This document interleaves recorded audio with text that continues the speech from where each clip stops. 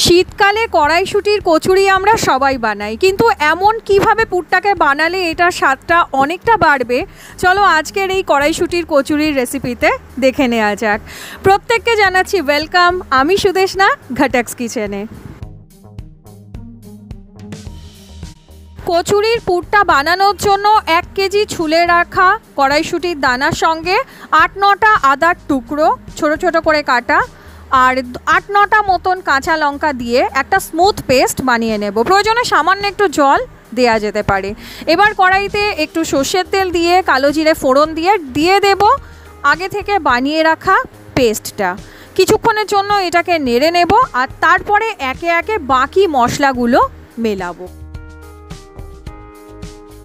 কিছু মশলা এবার একে একে এর মধ্যে দেব। তার মধ্যে 1 চামচ জিরে গুঁড়ো, 1 চামচ ধনে গুঁড়ো, 1 চামচ গরম মশলা আর 1 চামচ চাট মশলা দিয়ে প্রথমে এটাকে একটু নেড়ে নেব। পুরটাকে কিন্তু অনবরত নাড়তে থাকতে হবে, তা না হলে যতটাই আমরা তেল দেই না কেন কড়াইতে কিন্তু একটু ধরে নেওয়ার প্রবণতা এটা থাকে। যাই হোক, দিয়ে দিলাম স্বাদ অনুসারে লবণ। প্রথমেই অনেক লবণ দেবে না, একটু মুখে দিয়ে দেখে নেবে, তারপরে সেই বুঝে লবণটা অ্যাড করা যেতে পারে। এবার দিয়ে দিচ্ছি একটা গোটা গন্ধরাজ লেবুর রস। গন্ধরাজ লেবুর রসটা দেয়াতে এই পুরটার মধ্যে বেশ সুন্দর কিন্তু একটা গন্ধ চলে আসে। এবার দিয়ে দিলাম উঁচু 1 চামচ হিং। এই হিংটা দিলে কিন্তু এই পুরটার টেস্ট দুর্দান্ত হয়। দিয়ে দিলাম 1 চামচ চিনি। যদি প্রয়োজন বোধ করো তাহলে আরেকটু চিনি দেয়া যেতে পারে, তবে কুটকুটে মিষ্টি কিন্তু এই পুরটা হলে ভাল লাগবে না।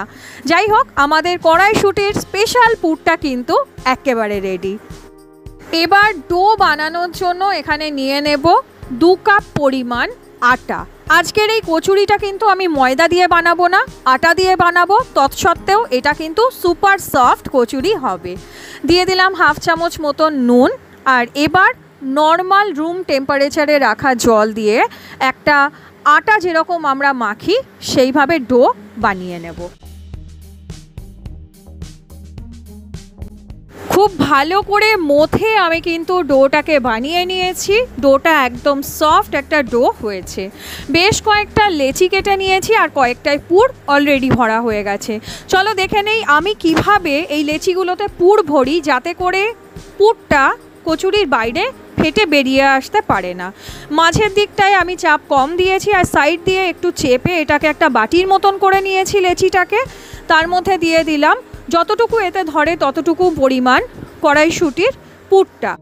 এবারে খুব সাবধানে এই লেচির মুখটাকে আমি সিল করে নেব আর ভালো করে একটা রাউন্ড বলের মতন এটাকে তৈরি করে নেব।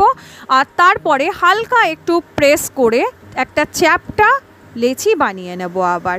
আর এবার এটাকে আমি বেলবো আটা দিয়ে। খুব হালকা হাতে কিন্তু এই কচুরিটাকে আমি বানাবো। কচুরি বেলার জন্য একটা ছোট্ট টিপস দেব। প্রথমেই কিন্তু কচুরির মাঝের দিকটাতে অনেক চাপ দিয়ে দুপাশে পুরটাকে ছড়িয়ে দেবে না। খুব হালকা হাতে এটাকে হালকা হালকা করে বেলনের সাহায্যে পুরটাকে চেষ্টা করবে ফ্ল্যাট করে দিতে রুটির মধ্যেই। আর এতে করে কিন্তু পুরটা ফেটে বেরিয়েও যাবে না তেলে দেওয়ার পরেও। তো একে একে কিন্তু আমার সব কটা কচুরি বেলে নেওয়া হয়ে গেছে। এবার এগুলোকে ভেজে নেওয়ার পালা। ভাজার জন্য তেলের টেম্পারেচার কিন্তু বেশ গরম হতে হবে। কচুরি ভাজার সময় তেলটা যদি ঠান্ডা থাকে কচুরিটা ফুলবে না, আবার মিডিয়াম গরম থাকলেও কিন্তু অনেক সময় ফুলতে চায় না। সেই কারণে চেষ্টা করবে তেলটাকে একটু বেশি গরম করে নিয়ে কচুরিগুলো ভেজে নিতে, তাহলে কিন্তু বেশ ফুলকো ফুলকো কচুরি তৈরি হবে। তো সব কটা কচুরি আমার এখানে ভাজা হয়ে গেছে। আমি বেশ কয়েকটা নামিয়ে নিয়েছি তোমাদেরকে দেখানোর জন্য। আটা দিয়ে বানানোর সত্ত্বেও কতটা সফট হয়েছে এই কচুরিটা আশা করি দেখে বুঝতে পারছো। আর পুরটা কিন্তু ইভেনলি স্প্রেড করেছে পুরো কচুরিটার মধ্যে। পুরটা তোমাদের কেমন লাগলো জানিও। তোমরা নিজেরা কিভাবে পুর বানাও সেটাও জানিও। আর আশা করলাম আজকের রেসিপিটা ভালো লাগলো। দেখা হচ্ছে নেক্সট রেসিপির সঙ্গে। টিল দেন সবাই ভালো থেকো। Bye bye.